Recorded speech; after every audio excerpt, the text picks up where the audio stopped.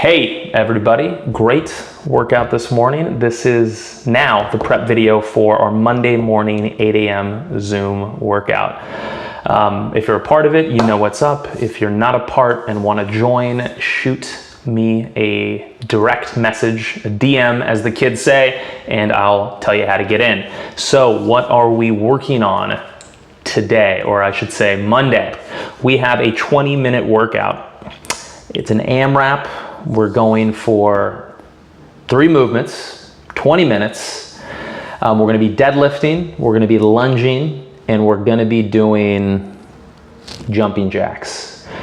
Now, more importantly than what we're doing is why we're doing it. Now, the deadlifting movement is critical. Everybody needs to be able to pick up something heavy from the floor and bring it to their waist. I don't care what has happened to you. We can do this standing, we can do this kneeling, we can do this from a seated position, but you have to be good at this movement. You have to have a plan for this. Second is a lunge. We're talking about splitting our legs out into different positions and managing our weights. If you can't lunge, you can't catch yourself when you fall.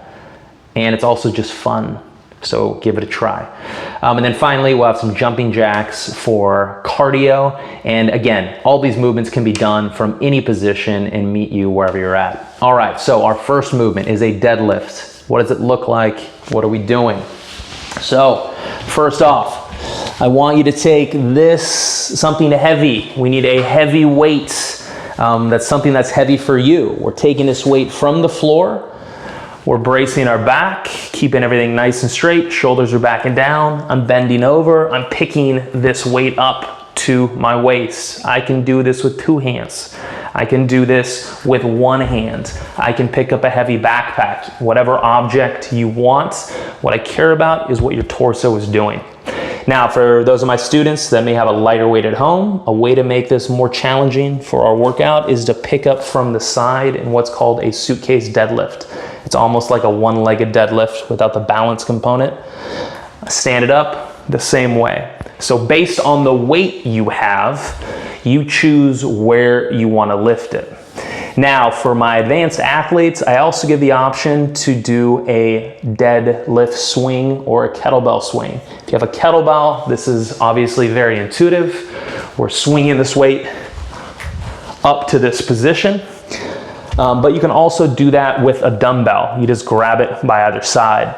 Now, a backpack probably won't work. I think the weight needs to be kind of small and manageable, but that's an option if you want something more challenging. If you do up the challenge, again, I want that torso nice and straight. Do not let the back flex and bend.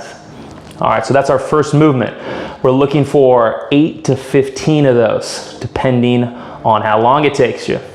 Second is a lunge. Oh, before we move on from the deadlift, as I said before, we can do this from a kneeling position, like that. If you're working on the floor, you can also do it from a seated position. If you want to sit on something, you can pick this weight up to your waist. I have a full video on deadlifts. If you want to know how you can do it, check out that video. Okay, so that's our deadlift move. Next is a lunging move. So for our lunge, we're doing step forward lunges. Step forward, descend as deep as we can, and then come back up. Now, if you have a problem with your leg, these moves are hard, as you know. So you pick how long you go out and you pick how deep you go out.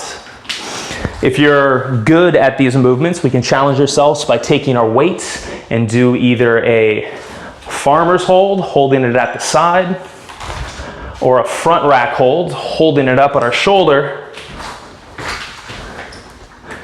or an overhead hold, holding it above our head. Don't do these too often because with a jacked up ankle, they're pretty tough. Good, so we have those options if we need additional challenge.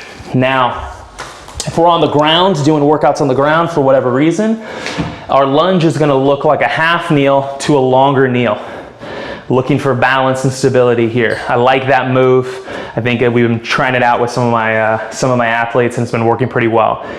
So just getting 8 to 15 of these. So that would be the goal. If we're on our back or laying on the floor, we can always sub this out with any other squatty movements, glute bridges, one-legged glute bridges, etc. We can also do this in a quadruped position with our hands by our side. We can go from full kneel to half kneel. So there are a lot of options. We can also sub this out with any dip movement. All that stuff works. Again, full video on lunge if you're curious about how to do the right one for you. And then finally, we're doing jumping jacks. You guys know them, you love them. They're pretty simple. We can take away some of the jumping if that's not your thing, replace it with a small squat. Either way, you choose how difficult you want to make it. And of course, like all the movements, you can do them on your knees, in a chair, whatever you want. So those are the 3 movements we have to go over, to cover. Now, I want you to choose the weight that's appropriate, the complexity that's appropriate, and the range of quantity that's appropriate to finish each round in about 2 minutes. That will keep us on pace with everybody else.